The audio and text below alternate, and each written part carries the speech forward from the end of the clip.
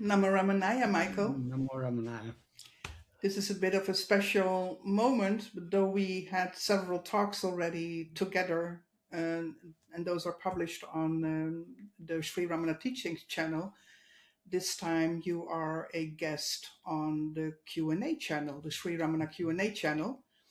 And the purpose of this meeting is to answer some questions that were asked by commenters under the videos on the Q&A channel. And so I'm very happy that you're a guest on this channel, but the video will be published also on the main channel. So that's also nice to know. So let's just dive in. I gathered all kind of questions that have been asked in the last couple of weeks. And I think the first one is a good one to start with. I do mention the video under which it's mentioned, because perhaps people want to watch that video. It's the video, Does the Body Exist in Sleep? And it's reference to paragraph 8 of Who Am I, Nāṉ Ār. And the question is from Sasha Tulips 463. If we die in sleep, what is it that connects one night's death to the next? And why does it not connect our lifetimes? The question is not very clear to me. What do you understand this to mean? I kind of translated the question as, if sleep is a temporary death, why do I wake up as the same person every morning, whereas after physical death, I don't seem to remember previous lives? Okay, if that's the meaning, then it's very simple, because the whole of our present life is one dream. In this dream is interrupted by periods of sleep. And those periods of sleep are interrupted by dreams. So the dreams we have at night are dreams within a dream. The whole of this life is a dream. Those are dreams within a dream. So when we dream ourselves having the same identity. So there's a continuity. The dreams we have at night are just a part of this dream we call this life. When this body dies, we lose the connection with this identity. And as a general rule, that more or less wipes out all memories. Sometimes people, particularly young people, children, do have past life recollection. And it is said also that under hypnosis, some people can go past life regression or whatever. But in the majority of cases, our memories are wiped out, if not at the time of death, soon after death. That is, it's quite possible that when this body dies, we may go on for some time dreaming with this same person. For example, people who have near-death experiences, they often have their experiences that their deceased friends and relatives come to welcome them, as if their impression is they may be in heaven or paradise or something, and they're being welcomed there. So obviously they still have a continuity of the same identity. So that may continue for some time as a sort of extension of the dream that we call this life. But that fades after some time. When we take a new birth, then we lose our old identity and we take on a new identity. So at that time, the memories are more or less wiped out. Is that answering this? Yeah, I think that is answering this. And what I remember from similar questions, why don't I remember previous lives? I always loved what you explained, like that was actually Bhagavan's grace. And maybe you want to speak a little bit more about that part?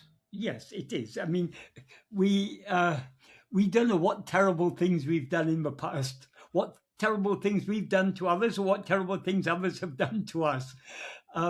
We are burdened with the memories of this lifetime. Let's not, if we could remember many previous lifetimes, we may have been through horrific experiences. Even if it's not that we've done wrong to someone or someone's done wrong to us, we may have been involved in wars, we may have been involved in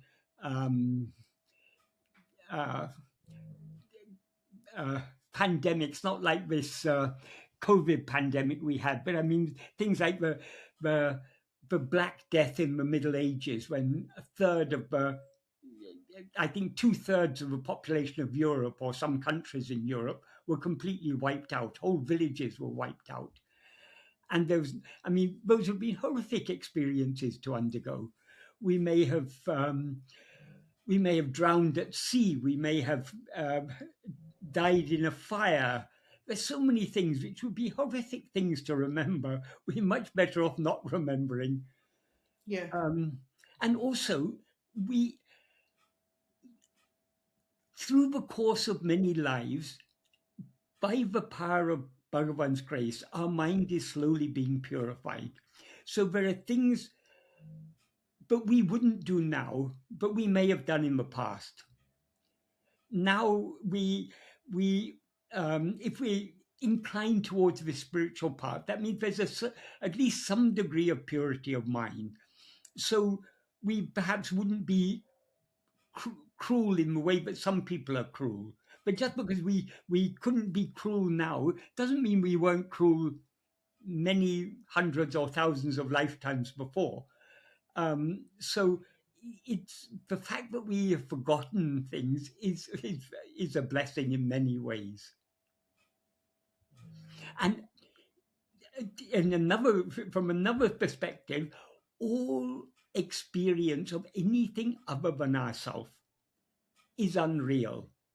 So memories, what we are remembering is just like our perceptions. We're perceiving a world that seems to exist out there, but actually is just like a dream. It exists only in our own mind. Likewise, all those past experiences, they all existed only in our own mind. But so long as we experience them, they seem to be real. So if we could our aim in the spiritual path, we want to forget ultimately everything. We want to be aware of ourself alone, not aware of any of these, any appearance of multiplicity, because multiplicity appears only in the view of ego. So we want to free ourselves from this. So being burdened with more memories would be, so to speak, covering ourselves with even more ignorance. And supposing we could remember past lives. Now we're identified as this person. In order to remember those past lives, we have to identify with those past, the people we were in the past. So we're just adding more and more layers of ignorance that is this one identification we have now. I am Sandra, I am Michael, or I am whoever. This itself is covering our real nature. If we remember our experience as whoever it was in the past, we're just adding more unreal identifications. Yeah, that was exactly the thought that was running through my mind at a certain moment. Like, all those previous lives are, if you can remember them, I'm actually trained as a reincarnation therapist, and I did have experience with clients where they have previous memories of previous lives. I never had them. I always felt a little bit like an outcast compared to everyone in my training. But now I can see it's kind of a blessing, because you have all those identities that you remember. And as you already say, like this life, this identity is already something we really need to subside and to get rid of. So imagine that you're having memories of multiple previous lives. Yeah. That's an extreme burden. So you could Yeah. actually say it's to our spiritual advantage to not have those memories. Yeah. Yeah. Thank Coming you. back to the way this question was worded, if we die in sleep,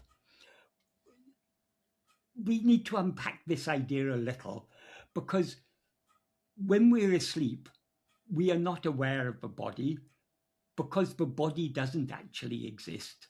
It exists only when it seems to exist only in our view. So when it doesn't seem to exist in our view, it doesn't exist at all. So when we talk about dying in sleep, it's only in the view of others that a person dies in their sleep. For the person who dies in sleep, if they're in deep sleep at that time, their life in effect comes to an end when they fall asleep, because there's no awareness of body or world after in that gap between the moment when they fall asleep and the moment when the body ceases to exist.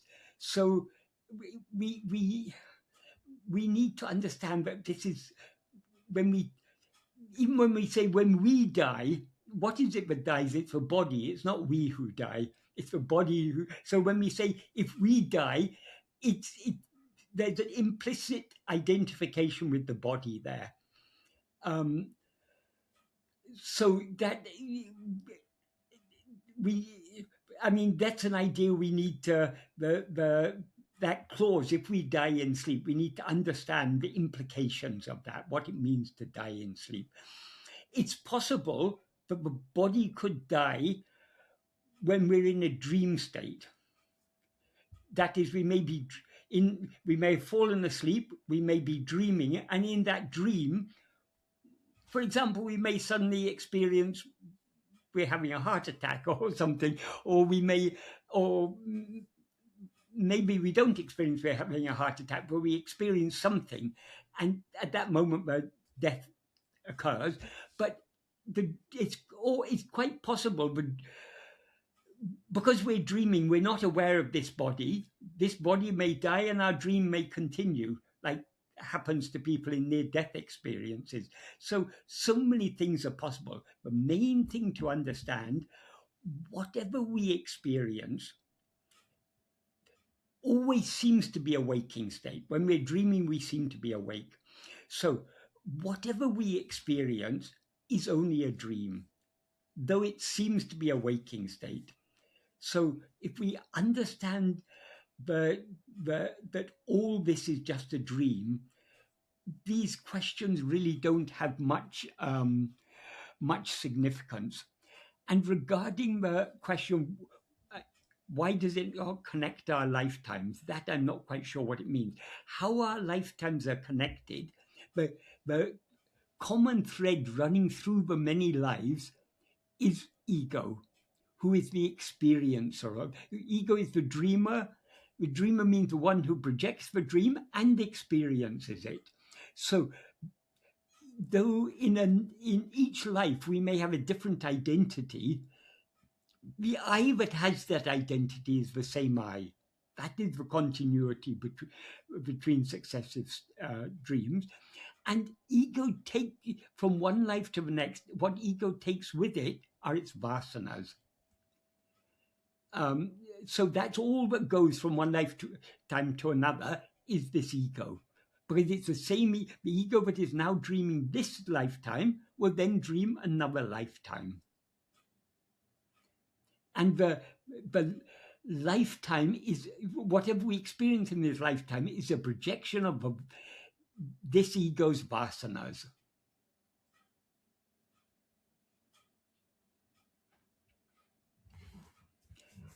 Yeah, thank you, Michael. Yeah.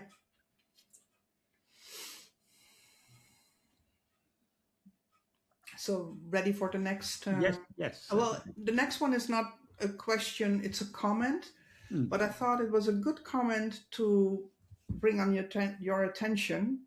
It's made under the video with Swami Sarvapriyananda, Is There a World After Self-Realization? The comment is made by Tasso777. Seeing the one as many and the many as one is the same. Most don't ever come to see the one in all. And I thought you certainly have to say something about that. Right. So long as we see the one as many, we are not seeing the one as it is. And seeing the many as one, if we are seeing many as one, that means we are not actually seeing many, we're only seeing one. That is, what actually exists is only one, namely ourself. When we experience multiplicity, we are experiencing ourself as all of this. As Bhagavan says in verse 26 of Uḷḷadu Nāṛpadu, if ego comes into being, everything comes into being. If ego is not, everything is not. Ego itself is everything. What he implies when he says ego itself is everything, we as ego see ourselves as all of this. That is, if we're dreaming, for example, the whole dream is nothing other than us. That is, the dreaming mind is seeing itself as the dream world and the dream identity and all the dream people and so on and so forth. So it's the nature of ego is to see one as many. The nature of the one that we actually are is to see one alone. From the perspective of ego, we can say that is seeing one as many. But if you, that is seeing many as one. But if you're seeing as one, that means you're not seeing many at all. You're seeing only one. People often talk about, people have an idea that the jnani sees all this multiplicity, but sees all this multiplicity as themselves. That is, ourself is one. So if we see many, we are seeing the one as many. So we are not seeing the one as it is. We're not seeing ourselves as we actually are. To see ourselves as we actually are is to see nothing other than ourselves. Because the truth is there is nothing other than ourselves. And regarding the second sentence, most don't ever come to see the one in all. Again, even if when we talk about seeing the one in all, that's assuming there's an all in which you have to see one. But this one, the all means many, the all is seen, the multiplicity is seen only when we don't see ourselves, the one, as we actually are. We are seeing ourselves as many, as all of this. So we need to be very careful when we use these terms. We need to understand what it is. Either we are seeing ourselves as we actually are, which is one and indivisible, so no multiplicity whatsoever, or we see ourselves as multiplicity. You can't see both simultaneously. You can't see the rope as a rope and as a snake at the same time. Either you see it as a rope or you see it as a snake.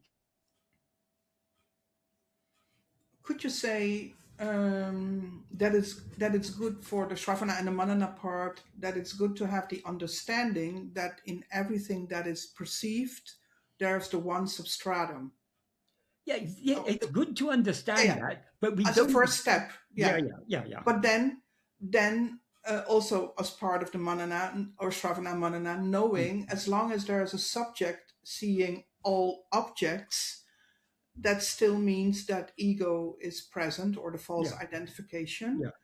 And that is actually what needs to dissolve, subside, because then there is only oneness. Yeah.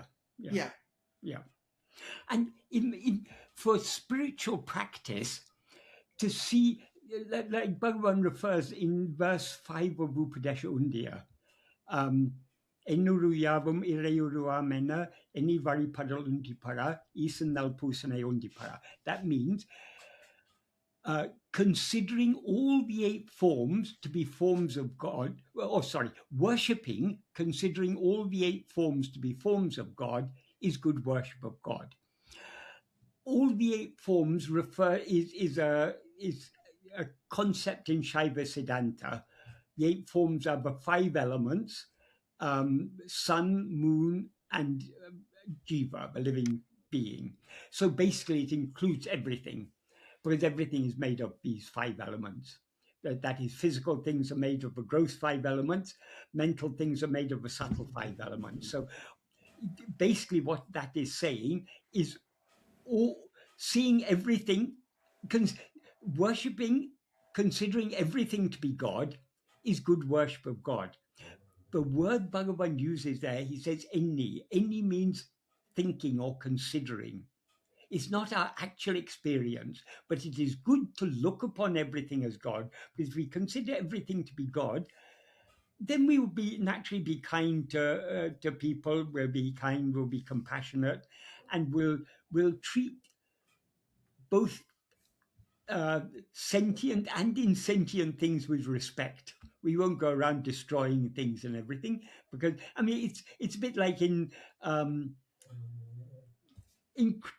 for example, I mean many religions have this idea, but for example in Christianity, if you look upon the whole world as God's creation, if you take that idea seriously, you have to have respect for creation. You don't go around trashing it and polluting the atmosphere and treating other people or creatures with cruelly or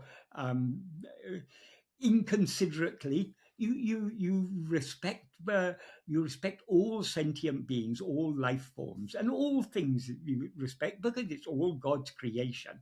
That's if you're taking it from that point of view. But this is what Bhagavan is talking about, is something deeper, considering that everything is ultimately just God alone. So you see God in all. That doesn't mean you're actually seeing God in all. You considering, Bhagavan words it very carefully, considering everything to be God. So it's a good attitude to have, but everything is God. But it's not our actual experience. When we know God as he is, we will know God is one and indivisible, and not something other than ourselves. So God can never be known as an object, because if he were an object, then he's something limited, something other than ourselves. We can know God only by being God. But until we experience ourselves as such, it's good to consider everything to be God. So it's good to consider that there's one underlying reality, which we call God, and that God is not other than ourselves in all things. But that is not an actual experience. That is a bhavana, an attitude of mind. Yeah, that's very beautiful explained, Michael. It's quite easy to just kind of be a contender, or you say contender, like, or that you like the idea, like I see the one in all. But if you would actually truly want to honor that has great impact, of course, on your personal life. I know a lot of people who are spiritually inclined and who have this kind of thought. But putting that already in practice, without the deeper and subtler understanding, is already quite challenging. In many cultures that are not traditionally vegetarian, for example, spiritual people will be inclined to, like in Christianity, many great Christian saints were vegetarian, and certain orders of monks were vegetarian. So naturally, if your mind is more pure, you'll see that one in all, and you won't feel inclined to eat the carcasses. I mean, to let animals be killed just for your satisfying your taste buds or whatever. So, Yeah. I mean, compassion comes naturally with spirituality, true spirituality. And that's irrespective of religion. That's, I mean, in all religions, there have been great saints who have, because their sensitivity, they naturally become vegetarian. They naturally become more kind, more compassionate. It's just it's a natural effect. If you're truly following a spiritual path, you will come to in a way to see yourself in all. Not completely, but to some extent you will not be able to bear to see others suffering, because you will experience compassion. Compassion means suffering with. You suffer to see others suffering. That is a natural product of true spirituality. Yeah. Got nothing ultimately to do with religion. Okay, some religions are traditionally, and some religions, their culture is traditionally vegetarian. Like a lot of Hindus are traditionally vegetarians. Jains are traditionally vegetarian. Some Buddhists also, not all, but some. So that's according to culture. But even outside those cultures, these sort of this compassion will naturally come with true spirituality. Yeah. So when this person says most don't ever come to see the one in all, the even deeper layer is under there, most don't ever come to see there is only one. Yeah, well, yeah, we do all eventually come to see that. Bhagavan has given that assurance in the last verse of Arunachala. Eventually, we all have to return to our source, to merge back in the one. But we always actually are. But in this lifetime, it will be very, very few. I mean, in each generation or whatever, very few. The analogy they use for this is a pond full of lotuses. The vast majority of the lotuses will be in bud form. Each day, each morning, one or two more lotuses will blossom. But you never have all the lotuses blossoming at the same time. Yeah. It's a beautiful analogy, and analogies only go so far, of course. Yeah. Yeah. Okay. Thank you for answering this question. So there is also a question asked in. There is a Facebook group. It's for people who are interested. The link is in the description box or in the pinned comment of the description box of the Q&A channel videos. But someone asked a question, and I thought that it was a good question to ask you. Yes. It has been asked by Vivēkacūḍāmaṇi. Is the ultimate authority śruti itself, or the direct recognition of Brahman to which śruti points? Would you please start with explaining what śruti is, because I don't know. Śruti means śruti basically means the Vedas, and since the Upanishads are part of Vedas, it includes the Upanishads. Śruti is distinguished from. Śruti means what is heard, because it is the traditional belief is that the Vedas are what is revealed to rishis. The Vedas are eternal, and it's revealed to rishis so the rishis heard it and they recorded it. That's how we come to know it.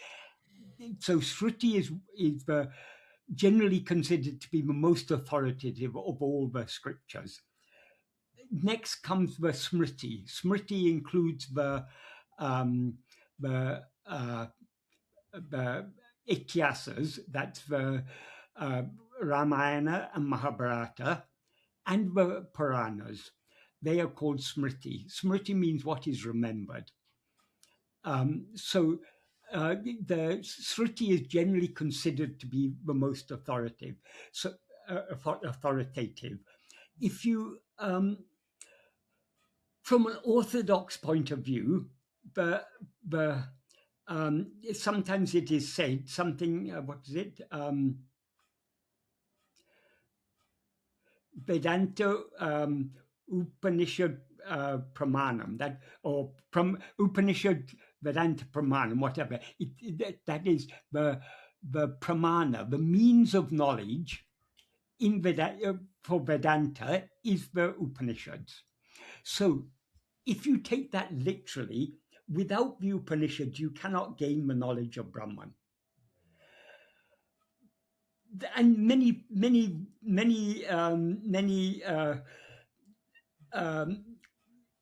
people, even nowadays, people will explain like this.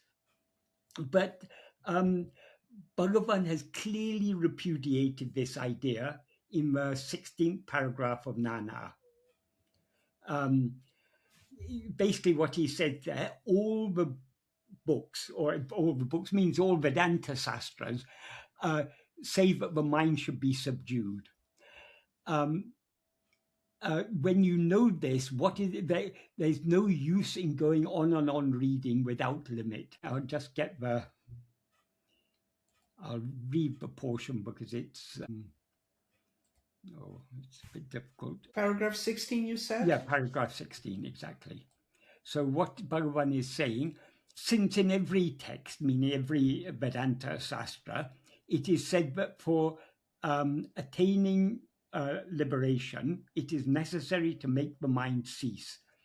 After knowing that mano nigraha, which in this context means destruction of mind, alone is the ultimate intention of such texts, there is no benefit to be gained by studying without limit. For making the mind cease, it is necessary to investigate oneself to see who one actually is. But instead of doing so, how can one... I've inserted some words here because it's put in a very, very, very compact way in Tamil. But the implication is, but instead of doing so, how can one see oneself by investigating in texts? That is, we've got to investigate ourselves. We can't find ourselves in any books, is the implication. It's necessary to know oneself by one's own eye of jnana. Jnana here means pure awareness. So we need to know ourselves by being the pure awareness that we actually are, is the implication. Does Raman need a mirror to know himself as Raman? Here, Raman is just a random name. So it simply means, does a person called Raman need a mirror to know himself as Raman? We know who we are without having to look in a mirror to check on who I am. Oh yes, I say, oh yes, that's Michael there. I must be Michael. We don't think like that. We know who we are even without the aid of a mirror. Oneself is within the five sheaves, whereas texts are outside them. Therefore, investigating in texts in order to know oneself, whom it's necessary to investigate, by turning one's attention within and thereby setting aside all the five sheaves, is useless. So Bhagavan says we cannot know ourselves from studying texts. Ramakrishna Paramahamsa put it very nicely in his own homely way. He said the panchangam. Panchangam means the astrological almanac may tell you when it's going to rain. But however hard you squeeze the pages of the almanac, you're not going to get a drop of water. In other words, what he implies by that is all these sastras may be pointing out to us what we need to know and how we need to know it, but we can't know it from the books themselves. You cannot get a drop of water from the panchangam. Likewise, all the Upanishads, you cannot, however hard you study the Upanishads, you cannot get self-knowledge from the Upanishads. If you understand the Upanishads correctly, what do the Upanishads tell you? You are that.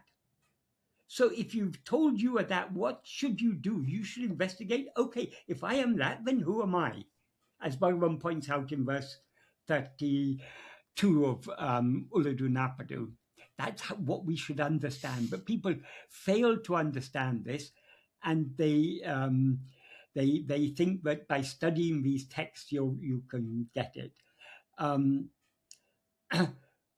then Bhagavan goes on to say, investigating oneself who is in bondage, having investigated oneself who is in bondage, knowing one's yathārtha swarupa, one's own actual nature, what one actually is, alone is liberation. And then he defines what is meant by vichara. The name Atma-vichara is only for always keeping the mind on Atma, on oneself. So that is only by vichara we can know what we actually are. Even Śaṅkara has said this. In verse 11 of Vivēkacūḍāmaṇi, he said that karmas are prescribed. Karmas in this case means nishkarmiya karmas are prescribed only for citta-suddhi, for purification of mind, not for knowing oneself. That self-knowledge, or I think he says vastu-jnana or something, cannot be attained by even crores of karmas, but only by vichara. The problem is, people read these things, they don't know what is vichara. If you listen to many of these people who give discourses on Advaita, they take vichara to mean studying the Upanishads and learning the different prakriya, the different lines of reasoning by which we come to understand that we are not this body or mind, we are just that fundamental awareness. So from Bhagavan's point of view, it's very, very clear. Bhagavan that is the Upanishads and the words of Guru do have authority. They have the authority to point us in the right direction, but that's all they can do. We have to follow that pointer. The direction in which they point us is back towards ourselves. You are that. So we need to turn back towards ourselves to know ourselves. We cannot know ourselves by any means other than Atma-vichara. And Atma-vichara doesn't mean anything other than keeping our mind fixed on ourselves. In other words, keeping our attention on ourselves. That is the only way. And anyone who says any differently, they're welcome to their beliefs, but that is not what Bhagavan taught. It's a misunderstanding of the older texts. Or some of those older texts may themselves have misunderstood the earlier texts. But the practical way is, the only way, as this person put, is the ultimate authority the Śruti itself, or the direct recognition of Brahman to which Śruti points? It is definitely the direct recognition of Brahman to which Śruti points. And what does direct recognition mean? It's not, we can never know Brahman as an object. We can know Brahman only as ourself. In other words, we can know Brahman only by being Brahman. So that is what they're all pointing at. And how to be Brahman, Bhagavan has explained very beautifully in verse 27 of Uḷḷadu Nāṛpadu. Nāṇ Ār Nāmaduvai Uλλanilai. The state in which I is without rising is the state in which we are as that. That refers to Brahman. And then he goes on to say how to experience the annihilation of oneself, the state in which I does not rise. How does he put it? Without investigating the place where I rises, how to reach the annihilation of oneself in which I does not rise. So in other words, we can experience ourselves as Brahman only by, we can know Brahman only by being Brahman. And to be Brahman, we need to cease rising as ego. And in order to cease rising as ego, we need to investigate our own being, which is the place from which we've risen as ego. It's as simple as that. Yeah, I was listening to one very popular exponent of Vedanta. I listened to him because he's given a series of talks on the Bhagavad Gita, and if I wake up in the middle of the night and I don't fall asleep, I find the perfect sleeping remedy is to turn on him at a low volume. I listen for a few minutes and I'm off. So it's a very nice sleeping remedy. But I hear some of the things he says. In recent days, I heard a few things. One is he talking about vichara. He said there are many types of vichara. There are many vicharas we can do. And he talks about Drikdrisya, Viveka, and analyzing the three states. He talks of these as different types of vichara. So obviously no understanding of what is vichara. He says you cannot get knowledge by meditation. You can only get, to get knowledge, you need a pramana. Pramana means, pramana is a means of knowing.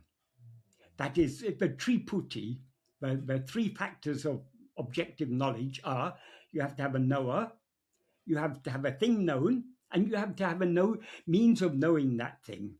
So the means of knowing is called pramana. So he said, to have any knowledge, you need a pramana. And the pramana for Vedanta is the Upanishads. So without the Upanishads, you cannot get you cannot get knowledge of Brahman.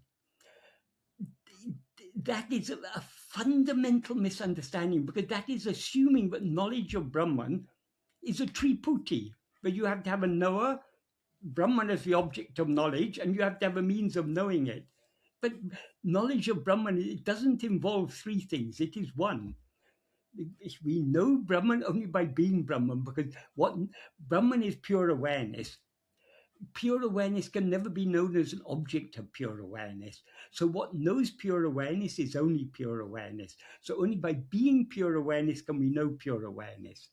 So though these people have read so much and they give such very, very popular talks, but they haven't understood the practical implications. When he says you cannot get knowledge from meditation. Meditation is only for purifying the mind, but not for gaining knowledge. It depends what you're meditating on. If you're meditating on anything other than yourself, yes, you're not going to get knowledge from that. You may get knowledge about other things. You're not going to get knowledge about yourself. In order to know yourself, you need to meditate on yourself. You need to fix your attention on yourself. As Bhagavan says in that sentence where he defines Atma-vichara. As Krishna says in the Gita, you have to fix your mind on yourself. But the same people will also tell you that just like the eyes cannot see themselves, we cannot see ourselves. But that again is a misunderstanding. The eyes are jada. So of course the eyes can't see themselves, but we know ourselves just by being ourselves. We are ever self-shining. We always know ourselves. The problem now is, instead of knowing ourselves as we actually are, we know ourselves as something other than what we actually are. We know ourselves as I am this body, I am this person. That false knowledge has covered over the real knowledge I am. So we just need to remove the obstruction, and the eternal self-shining Sat-chit that we actually are will shine as it always has shone. So a lot of people, they've studied all these Upanishads, they've studied these things, they give very nice talks on them, very, very entertaining. As Bhagavan said in some place in, I'm always reminded of this, in Maharsha's Gospel, it's recorded, Bhagavan said, talking about silence, he said people can go to lectures and be entertained for hours, but they come away without changing. Where if they come and sit in the presence of silence, their whole life will change. And that presence of silence doesn't just mean the physical presence of Bhagavan, but that silence is eternal and omnipresent. It's our own very being. Bhagavan is ever shining in our heart as that eternal silence. So sitting in the presence of silence means subsiding back into the heart. That alone will reveal to us what we actually are. Because that is what we actually are. That silence is our real nature. So we are so fortunate to have Bhagavan, because otherwise so many people give such learned discourses, and they're often very entertaining. It's very nice to listen to their discourses, but they've completely failed to understand what is the practical implication of all these things. Bhagavan has made the practical implication. Firstly, Bhagavan has in Bhagavan's works, the whole of Vedanta is condensed by Bhagavan into take any one of his works, take Nāṉ Ār, take Upadēśa Undiyār, Uḷḷadu Nāṛpadu, ātma-vichara, śruti panchangam, take any of his work, he's summarized the whole of Vedanta in those works. If we have Bhagavan's work, we don't need any other text. Of course, it's interesting to read Upanishads. It's certainly beneficial to read Bhagavad Gita, all these things. But if we understood Bhagavan, then only will we really be able to understand these things. If we haven't understood Bhagavan, we won't be able to understand all these other texts. And if we've understood Bhagavan, we don't actually need these other texts. It's not wrong to occasionally there are many nice things in the Upanishad. There are many things that illustrate it very nicely. There are so many nice things in the Bhagavad Gita. So there's no harm in reading these things, but we need to read them in the light of Bhagavan's teachings, because without Bhagavan, we would misunderstand as so many others have misunderstood. So Bhagavan has given us the whole of Vedanta in such a simple and clear form in his teachings, and he's highlighted the practical implication, because Vedanta is not just a philosophy.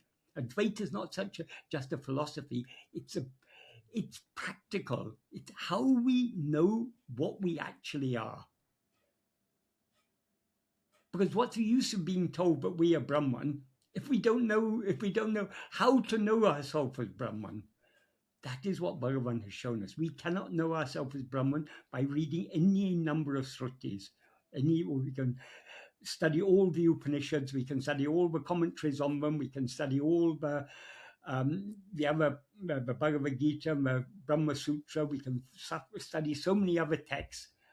But if we don't turn our attention within and thereby subside back into the heart, we cannot know what we actually are. Yeah, I could even argue that knowing oneself as we actually are, we also can't find that in Bhagavan's text. No, but Bhagavan never asked us to. Well, what Bhagavan's texts are pointing at is know yourself. Yeah. That is the whole purpose of Guru appearing in external form, in human form, is to tell us to turn back within. Because the real Ramana Swarupa is Atma-Swarupa. It's shining in our heart as our own being. So to really know Bhagavan, we need to know, who am I? And to know who am I, we need to turn back within. Yeah. So just to ask this question, and it might have been asked to you before, and it's also in comments. I see it more in comments. like you studied Bhagavan's text for 50 years. Mm. And I think a lot of people who are following you would say, well, by now he would kind of know what Bhagavan is pointing out. But you keep on studying in those texts, even though he says you can't find yourself in the text. Can you speak a little bit on that? Yeah. The Bhagavan's words are great. They provide guidance and support on this path. When we first read Bhagavan's words, we hopefully gain something from them, but we don't gain much because we don't have much understanding. We need to read what he has said. We need to think about it deeply and carefully to make sense of it. And we need to put it into practice. The more we put it into practice, the greater clarity we will gain. The more clarity we have, the more depth of meaning and implication we will see in his words. So I've been studying Bhagavan's words now for very nearly 50 years. Bhagavan has written very little. He's not written, it's just a handful of works he's written. I've been studying these same works now for 50 years, but I'm still gaining more and more insight from them, more and more. I see more and more depth of meaning and implication in them as I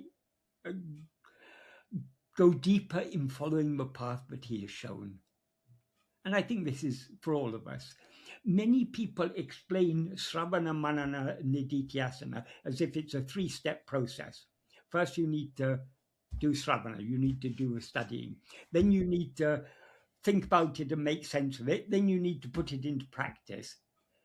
Yes, that's true. But you don't stop there. It's an iterative process.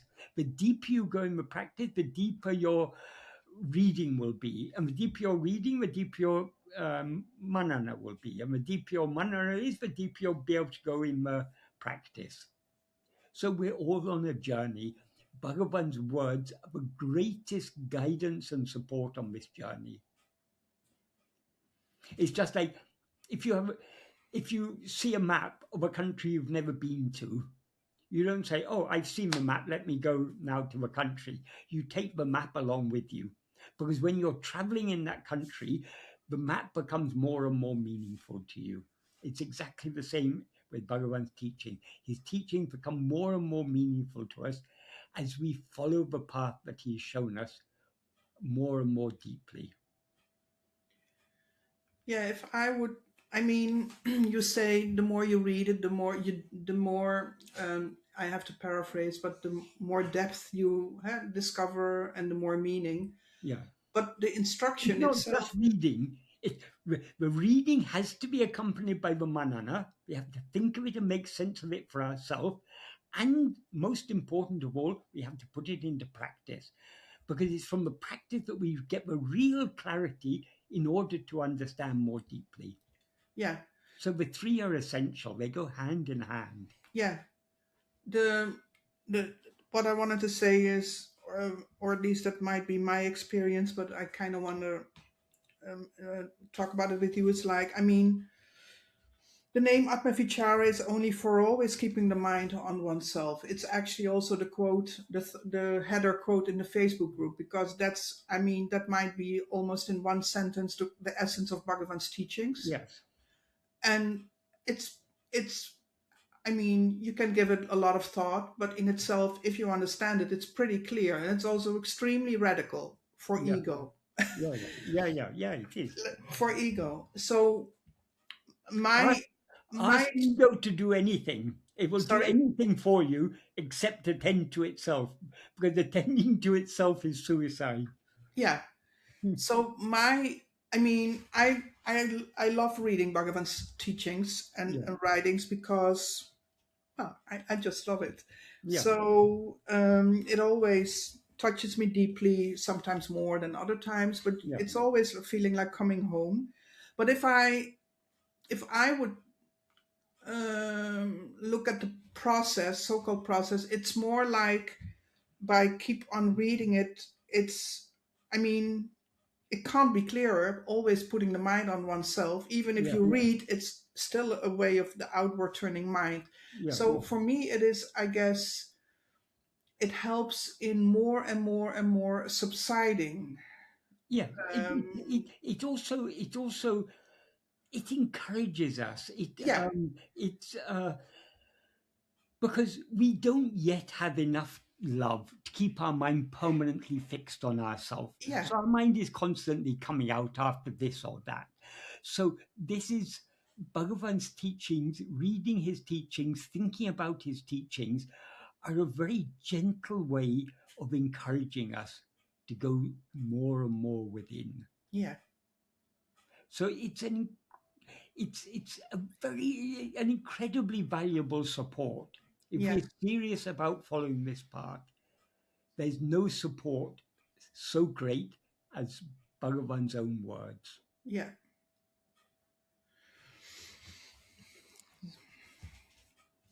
That was a very beautiful reply, Michael.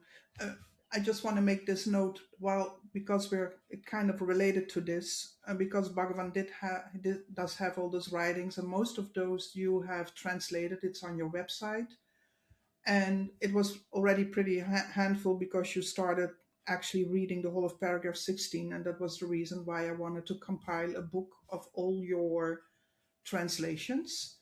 And I'm just going to show it. This is the book, but it's also available as a free PDF on your website. So anyone who's now listening and not aware of it, it's under the translations menu under number 4, and everyone can download it for free. And if you want to have the Kindle or the book, it's available on Amazon for the lowest price possible. So, but because it's really practical when you're mentioning a verse, I can quickly look it up and actually read with you. And just like you like to read the questions yourself, it is nice to read along with you. Yeah. So, people love to watch videos. I think my YouTube channel is probably far more popular than my translations or my blog or anything. Because it's very easy to watch videos. But if we want to go really deep into these things, we need to read ourselves. We need to think about it deeply ourselves. I personally really love reading because there's a quietness in there that I don't have with videos. Plus, you can actually stop after a sentence, or you have to pause. Exactly. Yeah, but still, I love listening to you, and sometimes I have to stop because you say something, and I have to write it down and think about it, because you can also listen to you for 2-3 hours, and it's kind of nice. But if you actually pause on moments or read, there it's different. It's a different layer, different subtlety is there in it. If you're listening to something, if you're really listening, you'll be thinking about what you're listening to. So often what you're listening to will be going on faster than if you're really imbibing it, really thinking about it critically, trying to understand it, you'll miss parts of it because you'll be thinking too deeply about one thing that's said. And by the time you're ready to listen to more, it may have gone 5 or 10 sentences ahead. So reading is always a better way than just listening. Though Shravana literally means listening, hearing, it actually, what is implied is studying. And the best way to study is to read, or even better than that, is to copy. In old days, printing really took off in India only in the 19th century. There was printing in Europe earlier, but before the Western colonization of India, the traditional way was copying. Books were copied. And there's a great benefit in copying books, because when you copy it, you're thinking about it more deeply. And even better than copying is I mean, I'm fortunate in this respect. Getting to translate it is even better, because when you're translating, you really have to think deeply, carefully about what every word means. Yeah. The word for that is in English, like, I don't know if I pronounce it correctly, like exegesis. Is that the word? Yeah, exegesis, I think, means like explanation. I think. Oh, you do both, huh? You Yeah, do both. yeah. I guess that happens while you are translating. Yeah, exactly. Yeah. Well, any translation is inevitably an explanation, an interpretation. Yeah. You can't translate without to some extent bringing in your own understanding. Yeah. But we're meant to bring in our own. I mean, I'm not saying translating, but the whole point is understanding these things for ourselves. Because it's one thing to hear something, but we have to assimilate it. We have to make it our own. That's the idea of manana. You have to. We hear what Bhagavan, or we read what Bhagavan says, but we don't just take it, oh, Bhagavan has said this, therefore it must be true because it was said by Bhagavan. No, that's not what we're expected. We're expected to understand why it is true, why Bhagavan said this. So the manana is very, very important. Because it's the understanding, which is not just knowing it. We can learn it by heart and recite it and everything. I mean, that's of course good. Bhagavan's words have their own power, but understanding is so much more deep, and understanding comes from the manana. Yeah. And understanding is deepened still further by the actual nididhyasana, the actual practice of keeping our mind fixed on ourselves. And that alone is what can bring about the annihilation of ego, which will alone reveal the truth of what we actually are. Yeah. Well, can say it either way, because the realization of, I mean, the experiencing ourselves as we actually are alone will destroy ego. And without destroying ego, we can't experience ourselves as we actually are. It sounds like but I mean, the two are actually one and the same thing. Knowing ourselves as we actually are is annihilating ego. Yeah. And to know ourselves as we actually are, we need to investigate ourselves. And to the extent to which we investigate ourselves, to the extent to which we attend to ourselves, to that extent do we as ego subside. Until eventually we dissolve forever back into the source from which we rose. And that source is our own being, what we actually are.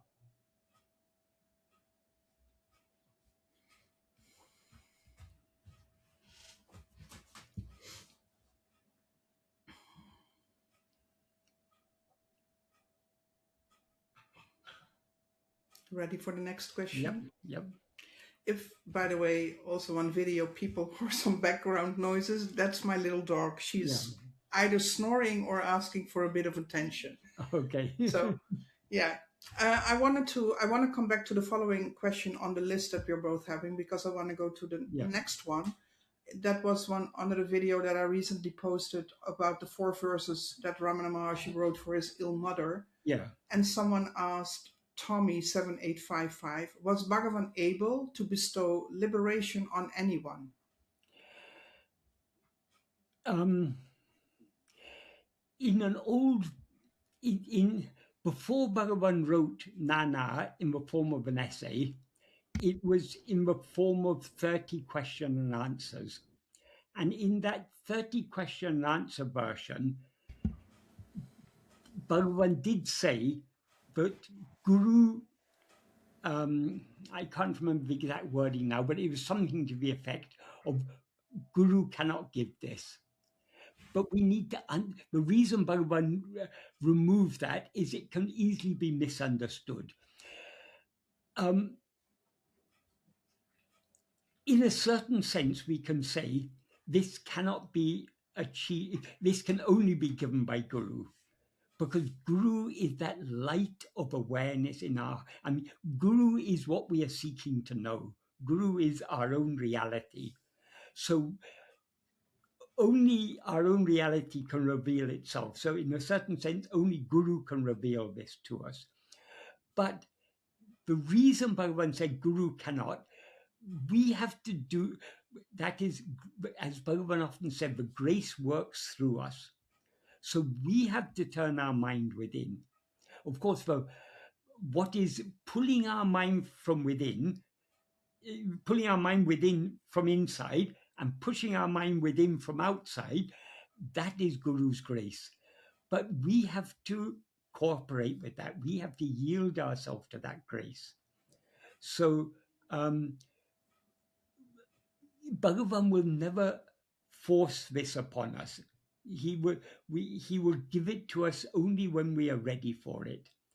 And the sign that we are ready for it is when we surrender ourselves completely. And we can surrender ourselves completely only by turning within.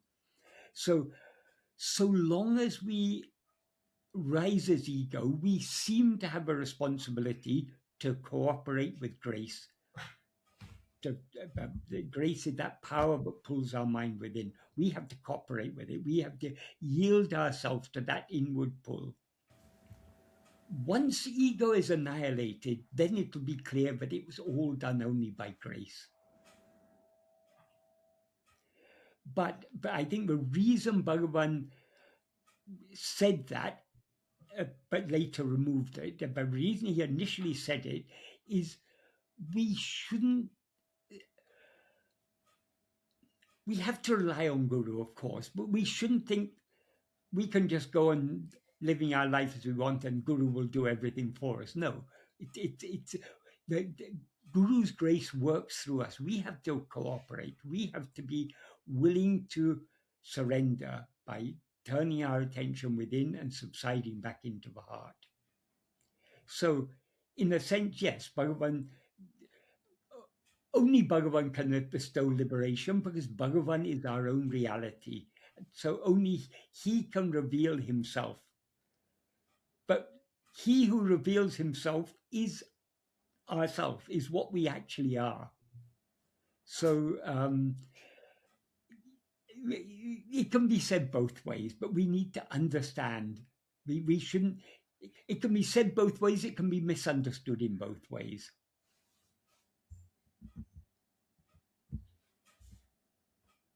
Is that a clear answer? Am I making sense? To me, it does. Yeah. Thank you. So we can continue with the next question, Michael. Yeah.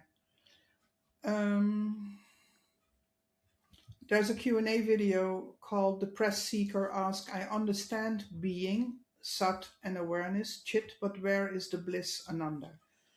And Ross River 75 Yukon 27 asked, as soon as I am cognizant of my body, the ego has risen. So as soon as I wake up, I'm already in the trap. How can I transcend my consciousness of body and all the limitations it entails if I awaken every morning in this body? Okay, well, that is what Bhagavan's teachings are all about. As soon as we rise, the rising of ego and identifying ourselves as a body is simultaneously. That is, as we rise as ego, we project and experience a body as I. So whenever we have risen as ego, we always experience the body as I. But the doorway out of this prison is I itself, because ego is that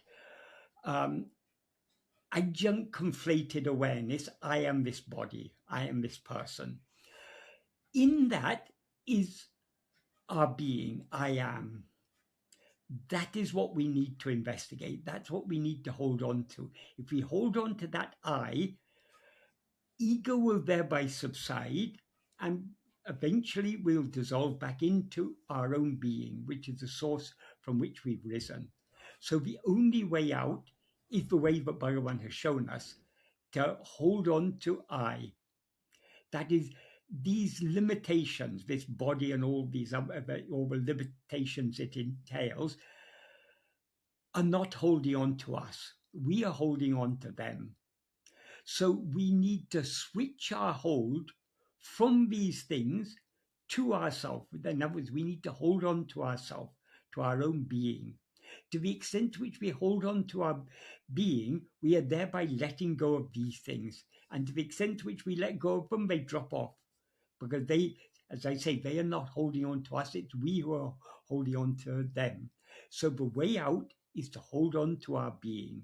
Everything else will drop off, and our being alone will remain. That's a very succinct and efficient answer, Michael. Yes, yeah, very unusual for me. Yeah.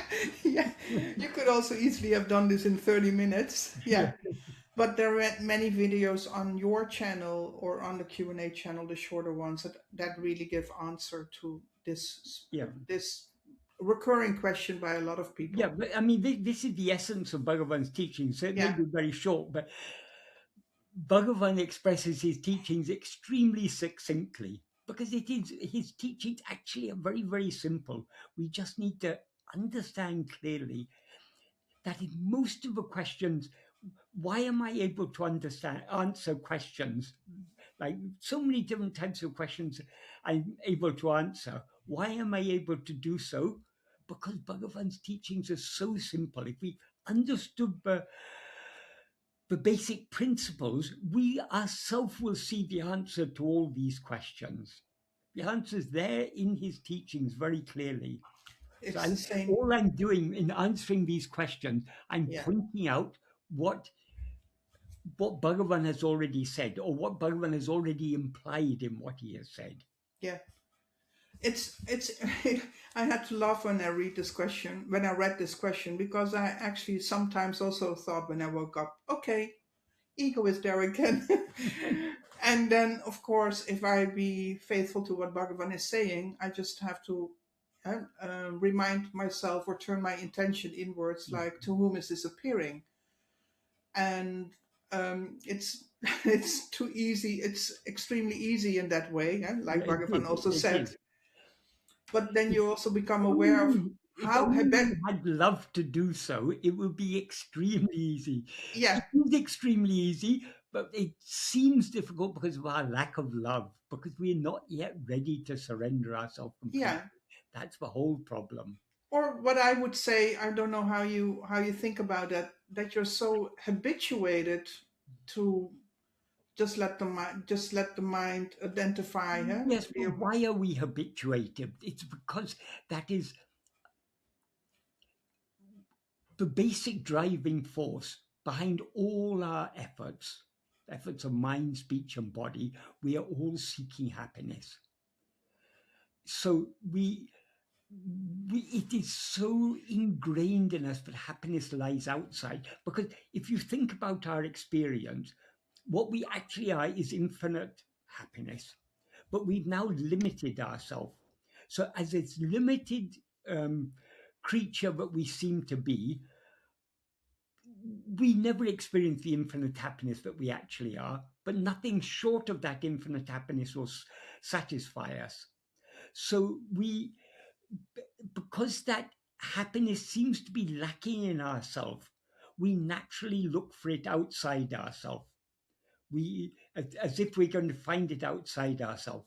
So we are naturally impelled to look for happiness outside ourselves. So it's and when we seek happiness in other things, we have desire for those things. That those desires agitate our mind. When our desires are satisfied, briefly, the agitation of the mind is reduced, and so we experience a little bit more of the happiness than we normally do. So there's a sort of feedback. We seem to achieve happiness, at least an iota of happiness, by fulfilling our desires.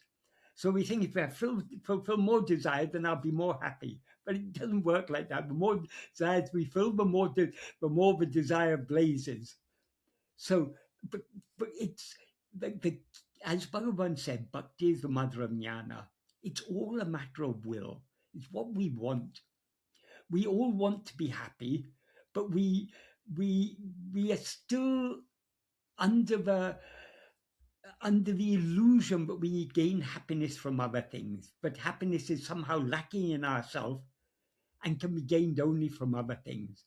This is a fundamental illusion, which is part of our very nature as ego.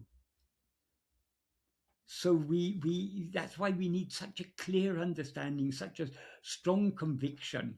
And we need to, by practicing this vichara more and more, we gain more and more clarity, and becomes more and more clear to us what Bhagavan says, namely that there's not an iota of happiness to be gained from any of the things of the world, from any object, any phenomena.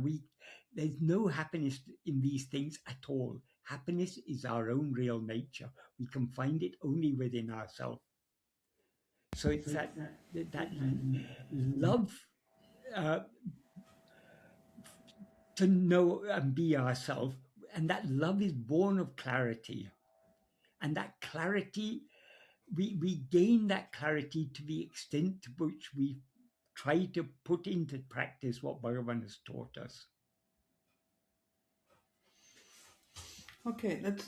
I mean, it makes complete sense, of course, when you talk about that we want happiness. But I'm not actively deciding in the morning, like, I'm going to wake up, I'm searching for happiness, and I'm going to identify with the body. It just seems to happen. So. Yes. Well, the search for happiness begins as soon as we identify a body as I, because we've limited ourselves. So we automatically feel dissatisfaction. Dissatisfaction is the very nature of ego. So that dissatisfaction is what is driving us to always seek satisfaction. Yeah, but when I wake up,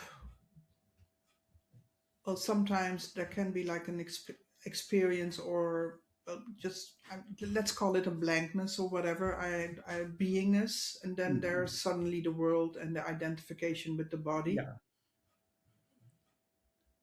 Why don't we stay in that beingness?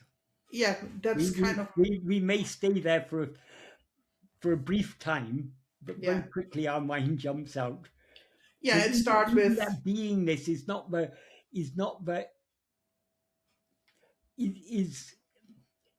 it's a sort of partially risen state of ego. It's not a state totally devoid of ego. So it's a sort of a slight pause in the process of the rising of ego. It's good to try to hold on to that, because if we hold on to it firmly enough, we'll sink back into our being. But we very seldom can, so sooner or later we come out again. Yeah, that was something that was very interesting, and it does make complete sense when you say we have to be in between falling asleep and in between kind of being in our usually waking state.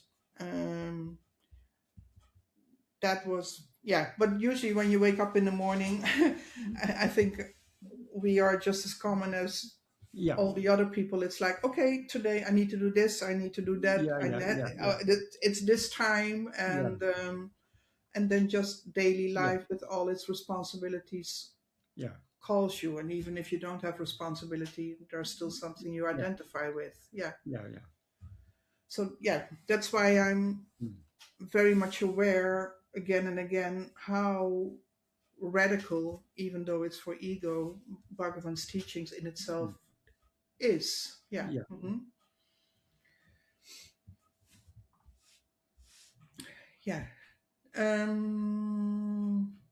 Ready for the next question, Michael? You still have energy? Yeah. Okay, there was a question asked under the video: the mind turned inward is the self, how can it also be destroyed? And Laser Lloyd 1 asked, excellent explanation, whatever it is what you said. And I'm wondering, what would you call the energy coming through you that is actually explaining these concepts? Is that not divine mind, or do you just say it is the self through human expression? Um, often when after a meeting is over, I think about some of the answers that I've given, and I wonder. I myself am impressed by the answers. I don't say that in an egotistical way, but I went, oh, wow, that was a nice answer I gave. It just seemed to be perfect. And it is very, very obvious to me that any useful answer I give comes from Bhagavan. It can't come from anywhere else. It can't come from me, because the very nature of the mind is as Bhagavan said, Maya. It's delusion, it's darkness, confusion. So any clarity that comes through the mind, that clarity is Bhagavan himself. So if I do ever give excellent explanations, that is that comes from Bhagavan. That comes entirely from Bhagavan. Bhagavan is clarity itself. So any clarity in anything we say or think comes from him. That's why I'm able to say without, well, Bhagavan protects me, without a feeling of ego. I myself wonder at some of the answers I give, because they seem to be such perfect answers, and it's so clear to me that it's given by Bhagavan, not by me. Yeah. Couldn't you? Sometimes I think there are multiple levels in answering this question, because if there's only Bhagavan, Brahman, or and the substratum, and you're kind of dreaming your own experience, but you could even reason everything that is coming to you is Bhagavan's grace. There is only Bhagavan's grace, or doesn't that make sense if I say it like that? Our whole prarabdha, Bhagavan sometimes used to say, whether you call it prarabdha or you call it God's grace, it's one and the same thing. Yeah. So our whole life is his grace. Everything we are given to experience is his grace. Yeah. Because we're given to experience these things for our own benefit. Not for us to run out and enjoy all these things, but for us to see the shortcoming of all these things and to turn back within. Yeah. I was once that made a big impression on me, another guru or teacher who talked about Ramana's teachings, who said, and this whole life is like a dream, and in that dream, you dream up your own guru or Ramana. Yeah. That was kind of mind-blowing for me to suddenly realize. Yes, but we need to be a bit cautious when we say that. The name and form of Bhagavan is a part of our dream. Yeah. The clarity and love that is shining through that name and form is not just our projection. That is the projection of the reality within us, not a projection of our vāsanās. All names and forms are projection of vāsanās, but the light of clarity and love that we see shining through Bhagavan, that is our own reality. Yeah. That is not our vāsanās. So if I turn this to the question that Laser Lloyd asked, from his perspective, he dreamed from his vāsanās, he sees you, but the light and clarity that shines through you is nothing than that one reality? Well, there's also a big ego here. So there's also a big ego here. So we in the case of Bhagavan, it's a completely clear mirror. There's nothing there, nothing intervening.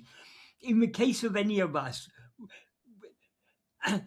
sometimes that clarity may shine through us, through our words or whatever, but we shouldn't delude ourselves. But we have to be honest.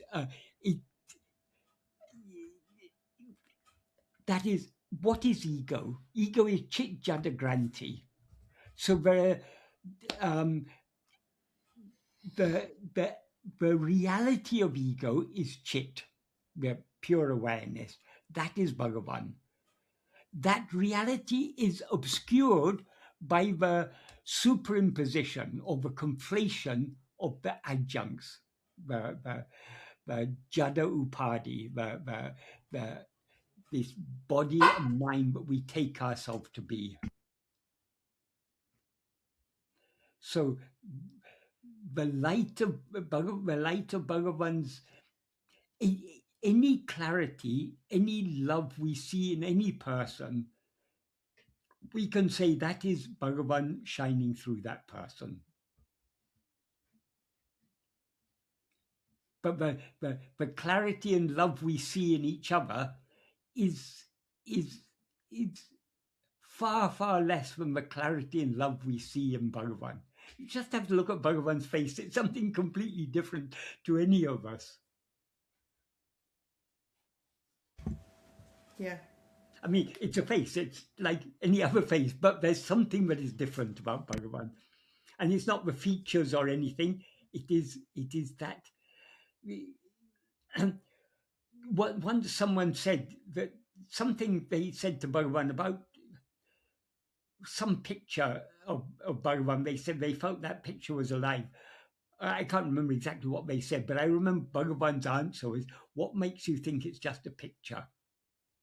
We, even through the pictures, the black and white photos of Bhagavan, we can see that light shining.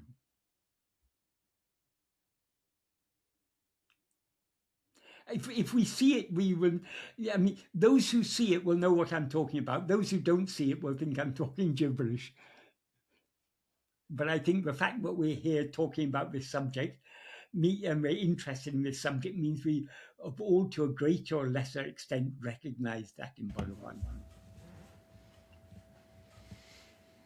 Well, I sometimes think, but I mean, if there's only truth, I mean, you can't have, I sometimes think you can't have it both ways. There's either only truth. Well, there is only truth. And that is ejada, so and then it stops. There is only truth, but we are not we're not seeing that truth as it is, because we're seeing it as all this. Because truth is one, reality is one, but we're seeing as all this multiplicity. Yeah, that is unfortunately true. Yes. But yeah, sometimes it feels, even if you emphasize it, it's kind of like, well, I kind of getting more and more aware of just to shut up and be quiet. Exactly. Yeah, because by actually already stating that, it feels like you're going against the truth. So I'd rather not hang too much, pay too much attention to it. I mean, I'm aware of it, but more as a feedback. Yeah. So, and I rather want to talk less and less about it and just hold on to truth. Exactly. Yeah. Sometimes when we try to put these things into thoughts or words, we lose hold of them. Yeah, well, they do have their place when you're still in the process of understanding. Yeah. And at moments, it might be when confusion arises, it might be helpful again to remind yourself. Certainly. Yeah, okay. Well, I hope Laser Lloyd is satisfied by your answer. Right.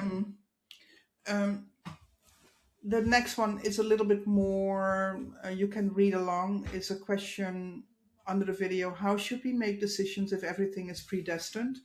It's asked by Uڵḷļadu5439. He says, I'm trying to wrap my head around this, so tell me if this summary is correct. For something to be predetermined, there must be a past action that decides a future event. But only the eternal present exists. If there is no future, nothing can be predetermined. The entire concepts of both faith and free will collapse because the time framework required to hold them to hold them is an illusion. Therefore, stating, quote unquote, everything is predetermined is just a temporary teaching tool, not the absolute truth. If we identify as ego, we have no choice but to operate as if we have a choice, or we can surrender, but that would still feel like a choice to surrender. But ultimately, ego itself does not exist. So the debate between free will and fate is a flawed premise because it relies entirely on the existence of a separate individual I that is making choices or being bound by destiny. If the ego itself is an illusion, then arguing over whether that illusion has free will or is fated is completely meaningless. Yes, but that is all these things, fate, free will, and predetermination, all these things, these are as real as ego.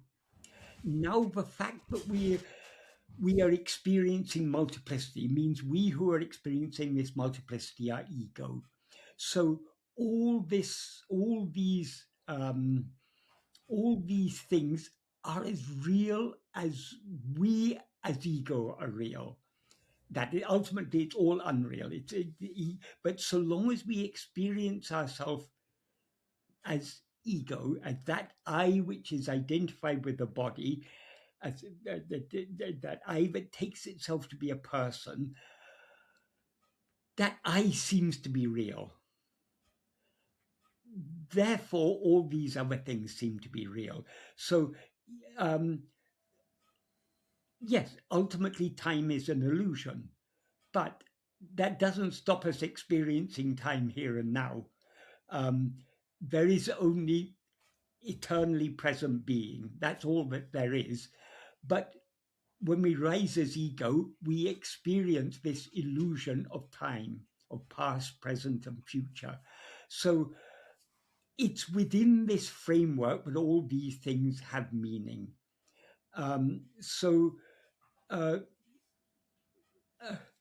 We shouldn't confuse different levels of reality. This is why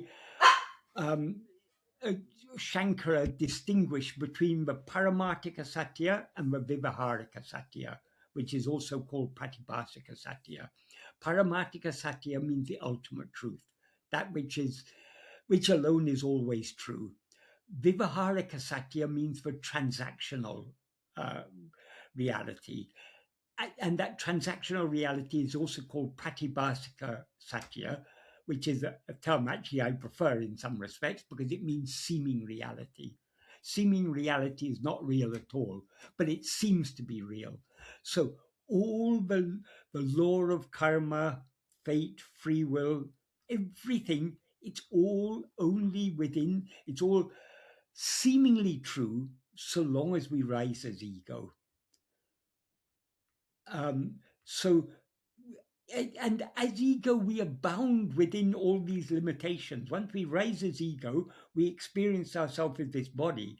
We experience ourselves as a temporal phenomenon, a phenomenon that's limited in space, that was born some years in the past and some seconds or minutes or hours or days or years ahead is going to die. So we are bound in time. We are bound in space. I'm here, not there.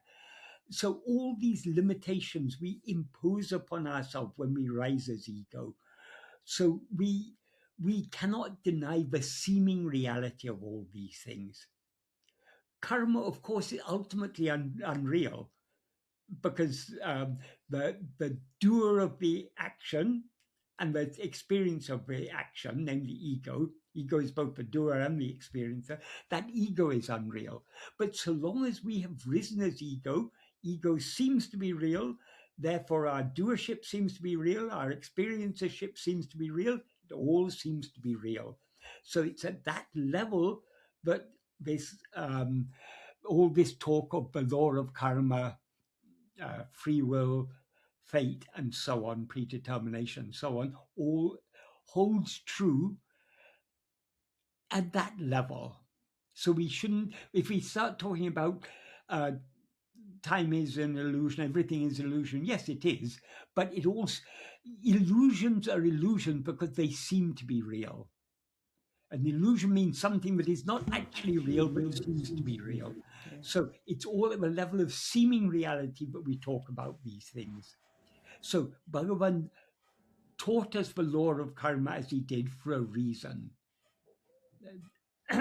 So if we want to follow the path he has shown us, it helps greatly if we understand this, what he taught us about.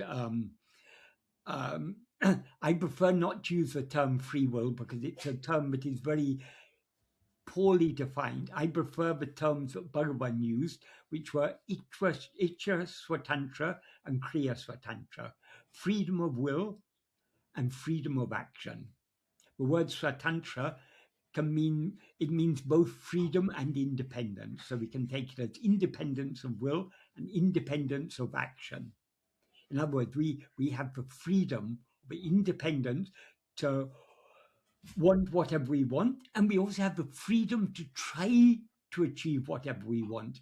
We don't have the freedom to achieve it unless it is what we are destined to experience.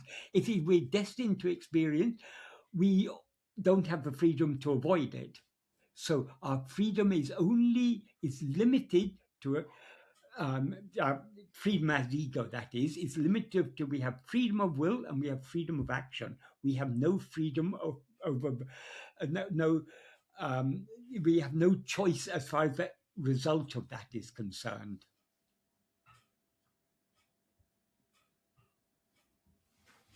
Is that a clear answer?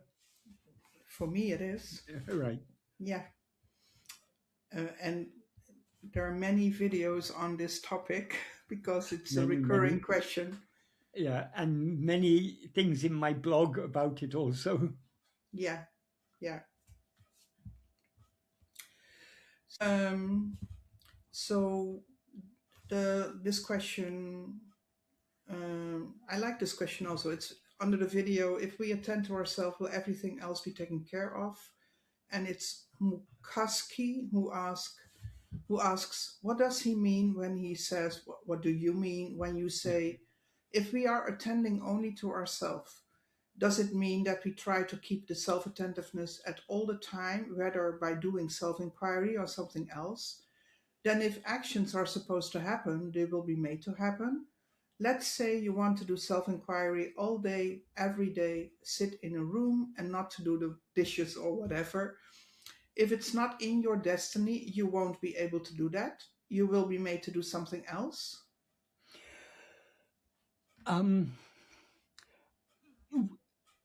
That is, actions of mind, speech, and body do not prevent us attending to ourselves.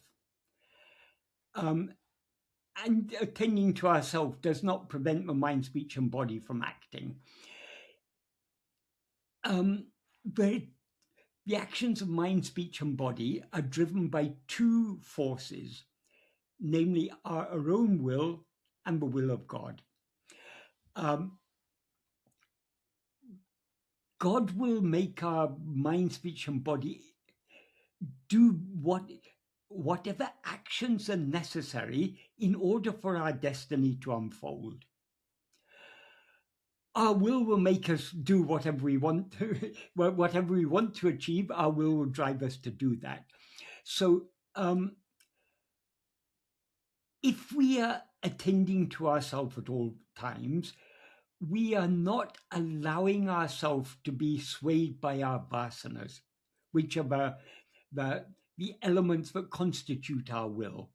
That is, vāsanās are our inclinations. They're the seeds that give rise to likes, dislikes, desires, and so on. So without vāsanās, there are no likes, dislikes, desires, or attachments, and so on, and therefore no will. So when we are not attending to ourselves, we are acting under the sway of our Vishaya vāsanās. So in order to avoid being swayed by our Vishaya vasanas, we need to hold on to self-attentiveness. If we're holding on to self-attentiveness, we are not being swayed by our Vishaya vasanas. Therefore, whatever actions are done by our mind, speech, or body are not actions we're doing under the sway of our will. They're actions that these instruments are doing under the sway of God's will. God makes us act in accordance with our prarabdha. That is what Bhagavan says in the first sentence of the note to his mother. But in accordance with the prarabdha, the destiny of each one, he who is for that, meaning God or Guru, being there, means being in each place or being in the heart of each one of us, ātma-vichara will cause to dance or make us act. So we will be made to do whatever is in accordance with destiny. So if we hold on to self-attentiveness, literally everything else will be taken care of. That is, our mind, speech, and body will be made to do whatever is necessary for them to do, but they won't be being driven by our will, so they won't be doing anything unnecessary. So if coming back to the wording of the question, let's say you want to do self-inquiry every day, sit in a room and not do the dishes or whatever. Sitting in a room and doing the dishes or not doing the dishes, these are all actions of mind, speech, or body. That is not self-investigation. Self-investigation simply means holding on to self-attentiveness. It has got nothing to do with the actions of mind, speech, or body. You can be doing self-attentiveness lying in your bed or sitting in a chair with your eyes closed, or sitting in Padmasana, or standing on your head, or standing or walking or talking or anything. It's simply a matter of attention.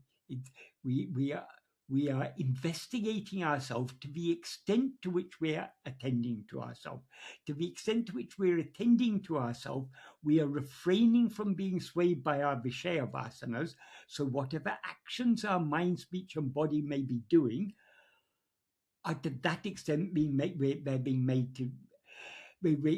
made to do that by God. But this is all that is self-attentiveness. It's not a black or white thing. Either we're attending to ourselves or we're attending to other things. If we were attending only to ourselves exclusively, ego would subside and we'd dissolve back into our source. So we are, until the final moment of annihilation of ego, we are never exclusively self-attentive. We are trying to be exclusively self-attentive. We're trying to attend to ourselves alone, but we are not actually succeeding until, when we do actually succeed, that is the moment when ego is annihilated. So whatever our self-attentiveness up to that point is less than perfect. Since the self-attentiveness is less than perfect, there will still be we'll still be acting to at least some degree under the sway of our vasanas. The more we're self-attentive, the less we're acting under the sway of our vasanas. And thereby, the more we're leaving everything to God. But another thing is, the title of this video, if we attend to ourselves, will everything else be taken care of? Whether we attend to ourselves or not, everything is being taken care of. Our attending to ourselves does not change what is destined to happen an iota. But to the extent to which we attend to ourselves, we are not affected by whatever may happen.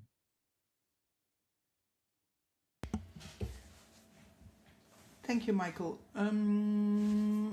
So I'm not quite sure if you really answered this part, or I think you can speak a little bit more about it. If it's not in your destiny, you won't be able to do that. But if I listen carefully to you on other moments, you are saying self-attention is not a doing. it's a being. And I think, isn't it a wrong understanding that it has nothing to do with destiny? You can in every moment attend to yourself. Sorry, I forgot about that part of it. Yeah, absolutely. One thing Bhagavan often used to say, destiny affects only the outward going mind. It can never prevent you turning your mind within. So we always have the freedom to attend to ourselves. That freedom is not obstructed by destiny at all. It's only obstructed by our liking to go outwards. Yes, thank you for clarifying that, because I was thinking otherwise, if I read this, because in itself it's a legitimate question, and I'm sure more people have that. I have forgotten about that part of it. That's a very no problem. Thank you for reminding me about that, because that's a very. It has got nothing to do with destiny. Yeah. If destiny could make us attend to ourselves or prevent us from attending to ourselves, then that would mean that our liberation is in some way dependent upon destiny. Destiny is the fruit of karmas, so it would make liberation bound by karma, which it is not. Liberation is not the fruit of any karma, so it's got absolutely nothing to do with destiny. Seeking liberation has got nothing to do with karma. It's our love to turn within is what is crucial. And if we have that love to turn within, nothing can prevent us. Even if we're in the midst of a battlefield or an earthquake or a tsunami or drowning in the ocean or whatever it may be, we can attend to ourselves if we have the love to do so. I thought it was important to clarify that a little bit, because otherwise very important. Thank you. Otherwise you're kind of throwing up huge hurdles for yourself with conditions you need to. Actually, a little bit of a personal. You're aware of that. I am since a couple of months working for a huge important project, which is very consuming, and a part of me resisted, because I was thinking in the sometimes this actually keeps me from attending to myself, until I kind of thought, wait a minute, this is also Bhagavan's grace coming on my path. And actually it's reminding me that even though in extreme busyness, I can still attend to myself. Yes.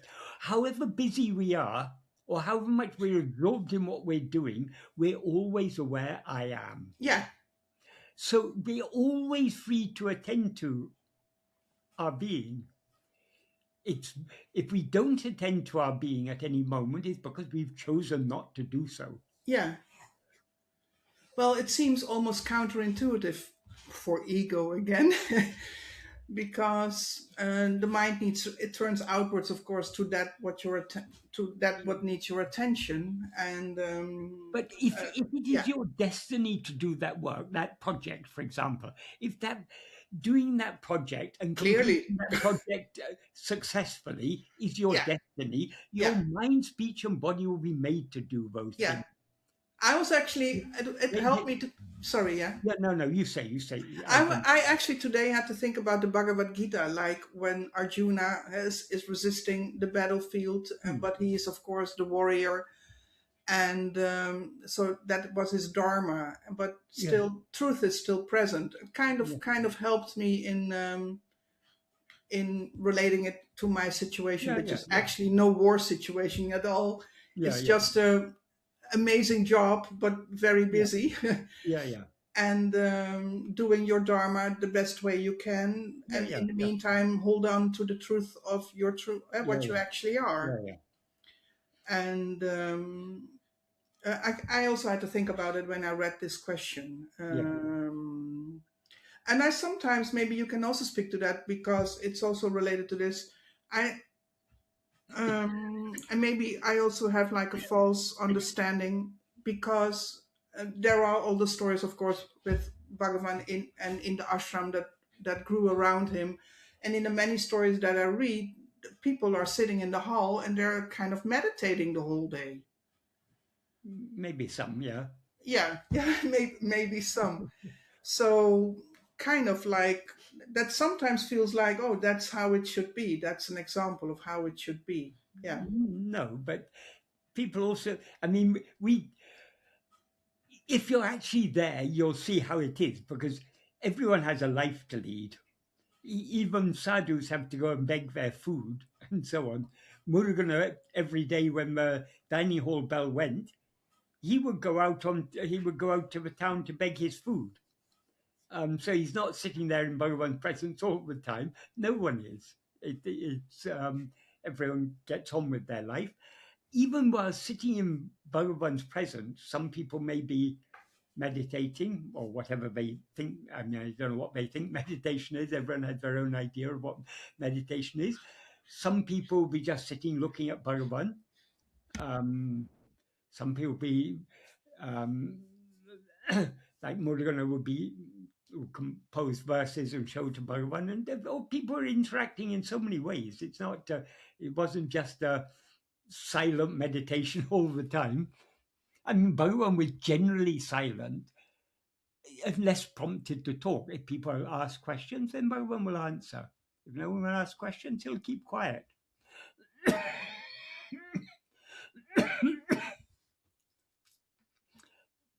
What I was going to say is, in answer to a little earlier, we have to pay very close attention to what Bhagavan says and to understand the implication of it.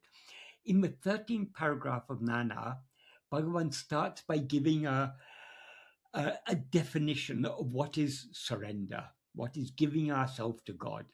He says, being ātma-vicāra, that means being one who is firmly fixed as oneself, not giving even the slightest room to the rising of any thought other than atma-chintana, is giving oneself to God. That alone is giving oneself to God.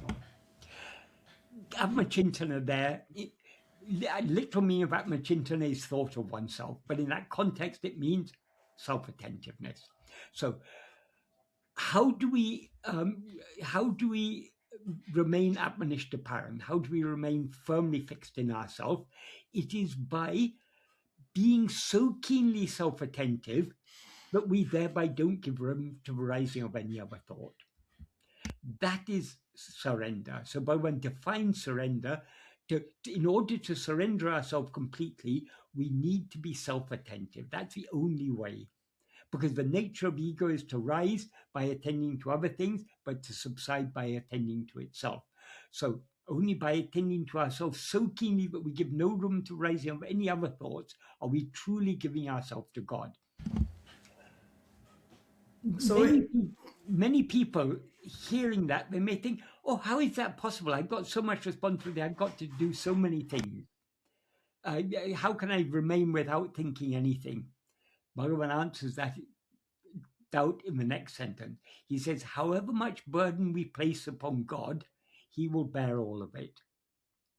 That what we should understand from a context is even the burden of thinking, we can leave that burden to Bhagavan.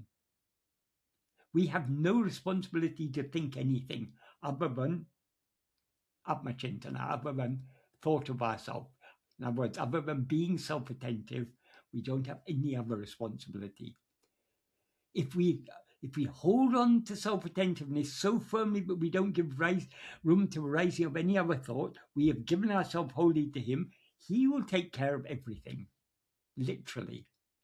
That's why in the next sentence he says, when one Parameshwara Shakti is driving all karyas means everything that is meant to happen, everything that ought to happen, and everything that we ought to do, it's being made to happen by that one Parameshwara Shakti, that one supreme ruling power. In other words, the power of Bhagavan's grace.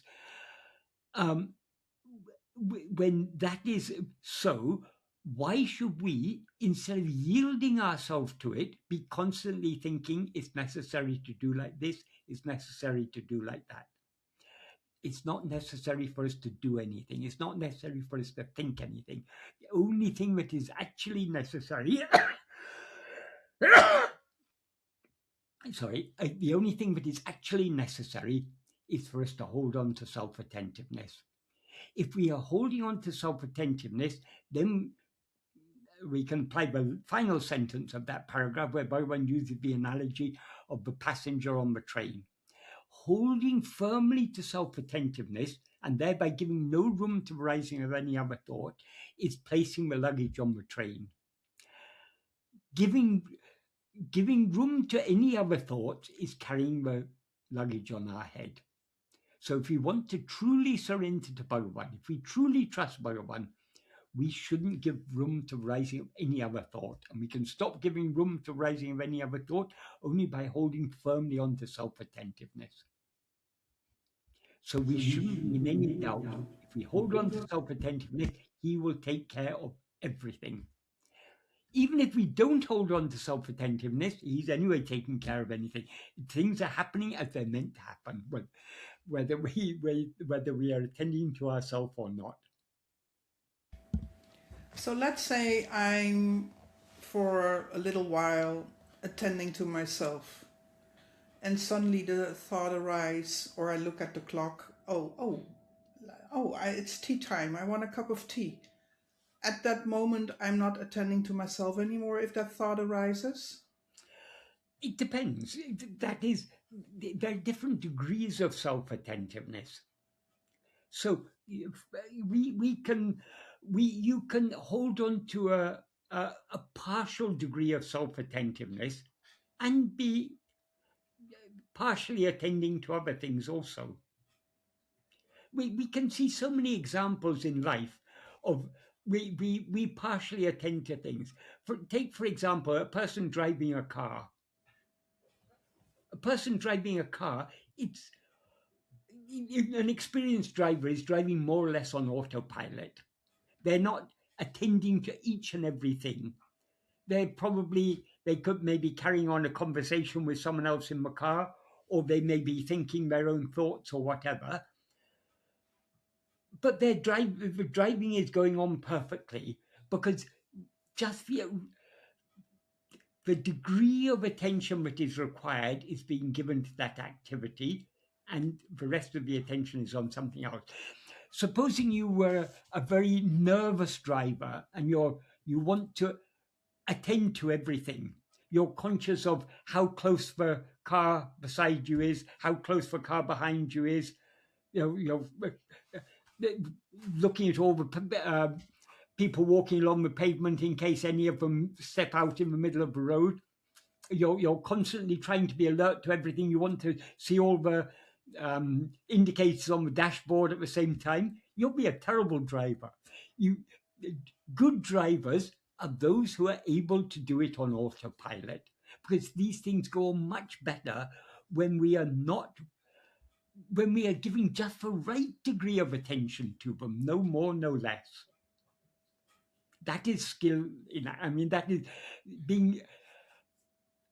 doing driving or whatever it is. You're doing it skillfully, is giving it the amount of attention it needs.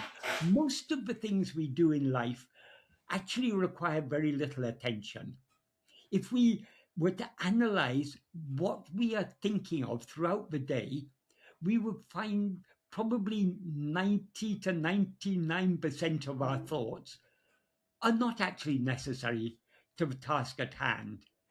We are thinking so many thoughts, even when we're doing work that takes a certain degree of mental concentration, still other thoughts are going through the mind, some attention we're giving to other thoughts. So it's all a matter of degree. So our aim is to be as self-attentive as possible. At present, we are not able to be wholly self-attentive, but we try to be as attentive as much as possible. When we're engaged in our activity, for most of us, it seems more difficult to be so keenly self-attentive, but at least we should try to hold on to some degree of self-attentiveness. As we gain greater skill or greater strength in this practice, we'll be able to hold on to self-attentiveness more firmly, even in the midst of other activities.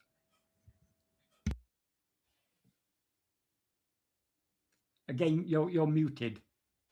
Sorry, you just refer to paragraph 13 of Who Am I, which I actually love that paragraph. But every time, reading, like giving not even the slightest room to the rising of any other thought. And that made me think, if the thought arises, I like a cup of tea, which is like a vasana, or it's a very radical sentence. It is extreme. Bhagavan's teachings are extremely radical. Yeah. Even his definition of what is Atma-vichara, what is the word he starts with? Sadakalamam, always. Yeah. So, I mean, Bhagavan is very uncompromising. Yeah. Of course, Bhagavan knows that for most of us, it's not, we don't have sufficient love to hold on to self-attentiveness always. We don't have sufficient love to hold on to self-attentiveness so firmly that we don't give any rise to any other thought. But that is what we should be aiming for.